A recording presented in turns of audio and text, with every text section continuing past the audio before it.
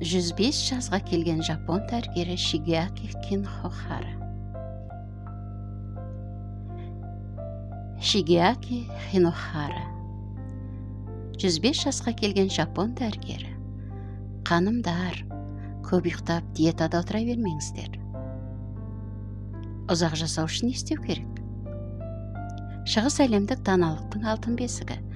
Мен үшін жапон елі әрқашан ерекше, ал дәрігер Кинохарамен таныстығым тіптен керемет әсер қалдырған еді. Ол ақырғы деміне дейін емханада жұмыс істеді. 105 жасқа келіп дүниеден өтті. Біздің ғасырда ол сияқты данагөйлер өте сирек. Оның өмірді жеңілдететін ережелері өте оңай.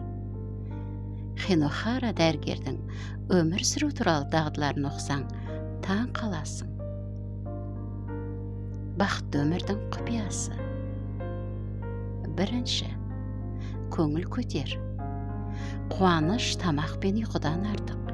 Адам күш қуатты тамақ пен ұйқыдан алмайды. Көңілі көтерілгенде қуаты еселенеді. Есіңде ме? Бала күніңде тамақты ұмытып, ұйқыны ойламастан, күні түн ойнай беруге пейілді болушы едің ғой. Ересектер де сондай.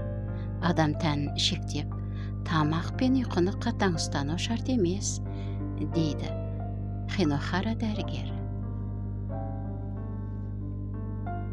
Екінші, дұрыс тамақтану. Жапондардың өмір жасының ұзақтығы тамақты аз ішетіндігінен.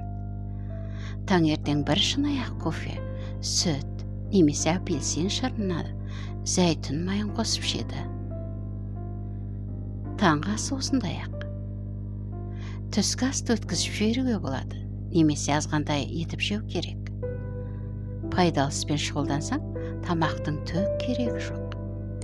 Кешкі асқа көкөніс, күріш қосылған балық же. Ет жеуді азайту керек. Аптасына 100 граммнан 2 рет жесең, етті сол жеткілікті. Үшінші, алдын ала жоспарла. Қойын дәптеріңе келешектегі істерді тізіп жаза бер. Ойдың бәрі орындалады. Келешекті ойлаған кезде артыңа қарайламайсың. Болмашыға бола қайғырмайсың. Төртінші, біліміңді таратып жүр. Кинохара жылына 150 лекция оқитын. Әр лекциясы 1,5 сағатқа ұласатын. 1,5 сағат бойы тік қалпында бір отырмастан сабақ түсіндіреді екен.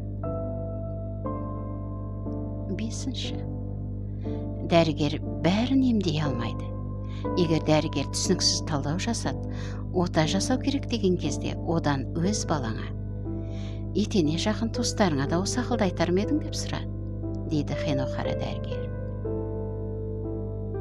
Медицина коммерциялы болғалы, оның пайдасынан зияны көп. Адамға бас артық қайғының не керегі бар? Егер емдей алмаса, турасын айтсын. Кейде дәрігердің емінен гөрі сүйікті әніңді тыңдау, үйдегі жануарыңды баққаның көбірек пайдалы. Алтыншы, өзіңді аяма. Тәніңді жаттықтыру үшін міндетті түрде спортзалдан табылу шарт емес. Жаяу серуенде, велосипедтеп, жедел саттан гөрі баспалдақпен көтерілген жақсы. Түк істемегеннен гөрі әлдеқайда пайдалы. Диван адам баласының дұшпаны. Есті адам белсенді демалысты таңдасын. 105-ке келген Кинохара 2 баспалдақты аттап жүретін. Аяғының бұлшығетін солай шынықтыратын. Жетінші, оқы. Саған ғана шабыт сыйлайтын кітабыңды тауып ал. Өмірлік мақсатыңды анықтауға септессін. Кинохара Роберт Браунингтің Аббат Фоглер кітабын оқыңдар деп ақыл айтады. Өмірде және өнерде алынбас қамалдарға ұмтылу керек. Шеңбер сызғың келсе, өмір бақи сызып бітірместей орасан зор болсын. Бізге сол шеңбердің бір шеті ғана көрінеді. Қалғаны біздің өмірімізден де, көңіл сарайымыздан да тысқары қалады. 8. Уайым үкім емес. Біздің замандағы ауруханаларда көңілді көтеретін дүние көбірек болуы тиіс. Музыка, би, жануарлар. Көркем терапия дәріден артық емдейді. Назарыңды деркінен басқа бір қызық нәрсеге аудар, сонда ауру туралы әп-сәтте ұмытасың. 9. Құндылықтарды қайта бағала. Байлыққа құмартқан адам өмірдегі басты құндылықтарды ұмытады. Махаббат, қамқорлық, мейірім. Хинохара, естеріңде болсын, сенің сын сағатың қашан туатынын білмейсің. Дәулетті өзіңмен бірге көрге кете алмайсың. Деген. 10. Ғылым өнер сияқты. Ғылыми формуламен, қанатты сөздермен адамға көмектесе алмайсың. Дерт адам жанымен тығыз байланысты. Адамдар әртүрлі. Сондықтан ем жолды әр адамға сай жекелей жасалуы тиіс. 11. Кездейсоқ жағдайға дайын бол. Адам тәні сан алуан ғажапты жасай алады. Шигеаки Хинохара соғыс кезінде тұтқынға түсіп, тек өзіне сеніп аман қалғанын айтады. Адамның өз тәніне деген зор махаббат пен құрмет кез келген қинау мен қорлаудан алып шығады.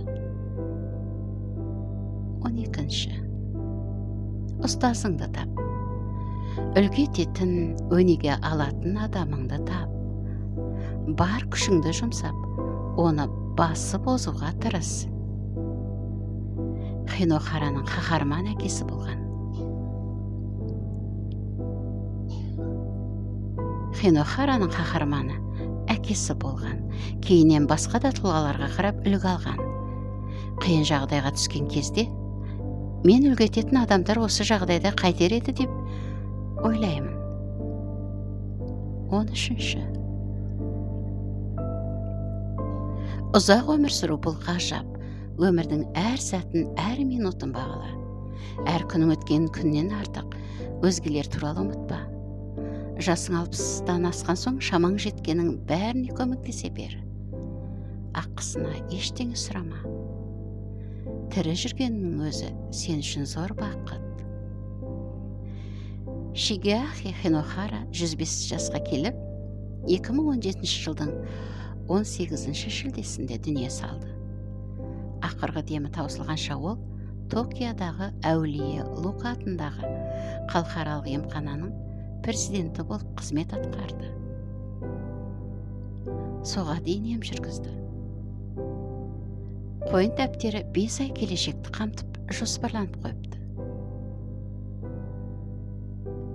Ұзақ жасау, толыққанды өмір сүру туралы әңгіме оқу қызық емес, ал мұндай ақылды іске асыру тіптен қиын.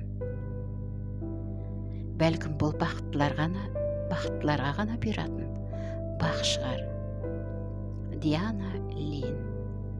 Аударған Шынар Әбіл.